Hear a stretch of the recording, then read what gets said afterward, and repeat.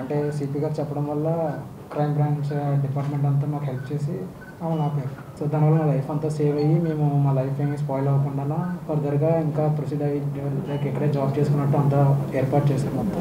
విశాఖ పోలీసులు మానవ అక్రమ రవాణా ముఠా గుట్టు రట్టు చేశారు. ఉద్యోగాల పేరుతో నిరుద్యోగ యువతి యువకులను కాంబోడియా, మయన్మార్, థాయిలాండ్, లావోస్ వంటి దక్షిణాసియా దేశాలకు అక్రమంగా రవాణా చేస్తున్న పలువురిని విశాఖ పోలీసులు అరెస్టు చేశారు. దీనికి సంబంధించి విశాఖ సిపి శంఖప్రత బాగ్చి తెలిపిన వివరాల ప్రకారం నిరుద్యోగులను విదేశాలకు అక్రమ రవాణా చేస్తున్న పలువురిని అరెస్టు చేశామని, వారి చేతుల్లో మోసపోయిన 85 మంది అమాయకులను స్వదేశానికి సురక్షితంగా రప్పించామని తెలిపారు. మీ అందరికీ ఇది కూడా తెలుసు, నా పర్సనల్ కాంటాక్ట్ నంబర్ అందరికీ ఇవ్వడం జరిగింది. అదే పర్సనల్ కాంటాక్ట్ నంబర్కి కొన్ని రోజుల క్రితం రాత్రిపూట ఫోన్ వచ్చింది. ఇలా ఒక గ్యాంగ్ కొందరిని పంపిస్తున్నారండి సౌత్ ఈస్ట్ ఏషియా, అక్కడ సైబర్ క్రైమ్ చేయడానికి కంపెనీ ఉంది, అక్కడికి పంపించి వాళ్లకు మంచి ఉద్యోగం ఇప్పిస్తామని నమ్మించి మోసం చేసి పంపిస్తున్నారు. వాళ్ళు మోసపోతారని, వాళ్ళ జీవితం నాశనం అయిపోతుందని నాకు కాల్ వచ్చింది. ఇమీడియట్గా నేను సైబర్ క్రైమ్ ఇన్స్పెక్టర్ గారికి చెప్తే చొరవ తీసుకొని ఇమీడియట్గా వాళ్ళను ఆపేశాడు. వాళ్ళని ఆపేశాము. తర్వాత ఇంట్రోగేట్ చేస్తే తెలిసింది ఒక గ్యాంగ్ ఇలాగే మంచి ఉద్యోగం ఇప్పిస్తామని హామీ ఇస్తూ పంపిస్తున్నారు చాలామందిని. So Cambodia, Myanmar, Bangkok, Laos, Thailand అక్కడికి పంపించిన తర్వాత అక్కడ చైనీస్ వాళ్ళు సైబర్ స్కామ్ కంపెనీస్ నడిపిస్తారు, అక్కడ పని చేయిస్తున్నారు.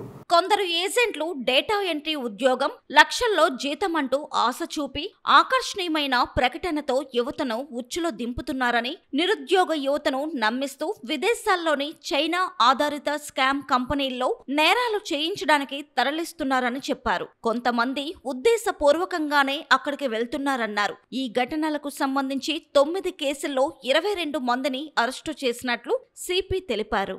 ఈ నెల 14న కాంబోడియాకు 4 యువతి యువకులను డేటా ఎంట్రీ జాబ్ పేరుతో పంపించడానికి ప్రయత్నించిన గాజువాకకు చెందిన ఏజెంట్ సురేష్, ఆదిలక్ష్మి అలియాస్ అనును విశాఖపట్నం విమానాశ్రయం వద్ద అరెస్టు చేశామని తెలిపారు.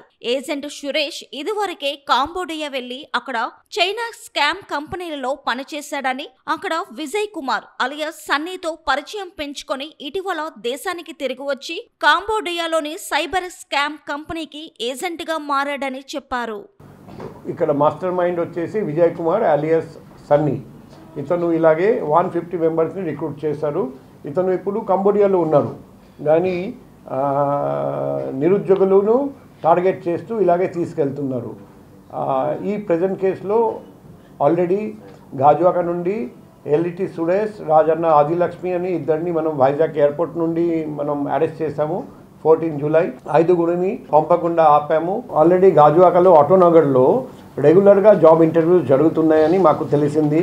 మేము స్పెషల్ బ్రాంచ్కి ఇన్స్ట్రక్షన్ ఇచ్చాము. అక్కడ ప్రతి జాబ్ ఇంటర్వ్యూ చేస్తున్న కంపెనీ అది ఫేకా జెన్యునా వెరిఫై చేయమని చెప్పడం జరిగింది. సో పబ్లిక్కి కూడా మేము రిక్వెస్ట్ చేస్తున్నాం, ఎందుకంటే పోలీస్ పబ్లిక్ కోఆపరేషన్ ఉంటేనే ఇది పూర్తిగా మనం అరికట్టగలుగుతాం. అందుకే మేము ఈ అడ్వైజరీ కూడా మీ ద్వారా పబ్లిక్కి తెలియజేస్తున్నాం. మీకు అనుమానం ఉంటే వెంటనే మాకు తెలియజేయండి. మా ఎంక్వైరీ మేము చేస్తున్నాం, మా ప్రివెంటివ్ స్టెప్స్ మేము తీసుకుంటున్నాం, కానీ పబ్లిక్ తరఫున కూడా మీరు అలర్ట్గా ఉండాలి. అతను ఇప్పటి వరకు 12 మందిని పంపినట్లు విచారణలో తేలిందన్నారు. నిందితుల నుంచి 6 సెల్ ఫోన్లు, 50,000 రూపాయలు, 2,000 US డాలర్లు, 20 సిమ్ కార్డులు స్వాధీనం చేసుకున్నామన్నారు. కాంబోడియా, మయన్మార్కు వెళ్లి అక్కడ చిక్కుకున్న 85 మందిని విశాఖకు రప్పించామని సిపి తెలిపారు.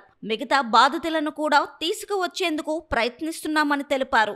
ఇప్పటి వరకు ఉత్తరాంధ్ర నుంచి విజిటింగ్ వీసాలపై కాంబోడియా, మయన్మార్ వెళ్లిన వారు దాదాపు 500 మంది వరకు ఉన్నారని తెలిపారు. నిబంధనలకు విరుద్ధంగా ఎవరైనా రిక్రూట్మెంట్ ఏజెంట్లు, కన్సల్టెన్సీల పేరుతో ప్రజలను మోసం చేస్తే ఇమిగ్రేషన్ యాక్ట్ 1983 ప్రకారం కఠిన చర్యలు తీసుకుంటామని హెచ్చరించారు. అనధికార ఏజెంట్లను నమ్మి మోసపోవద్దని ఆయన విజ్ఞప్తి చేశారు. యువత, వారి తల్లిదండ్రులు ఈ విషయంలో అప్రమత్తంగా ఉండాలని సూచించారు. ఇటువంటి వ్యక్తులు చాలా మంది ఉన్నారు. సో పర్ఫెక్ట్ 100% సైబర్ మన వాళ్ళు సర్వేలెన్స్ పెట్టారని మనం చెప్పలేకపోతున్నాం. అందుకే పబ్లిక్ కోఆపరేషన్ అడుగుతున్నాం.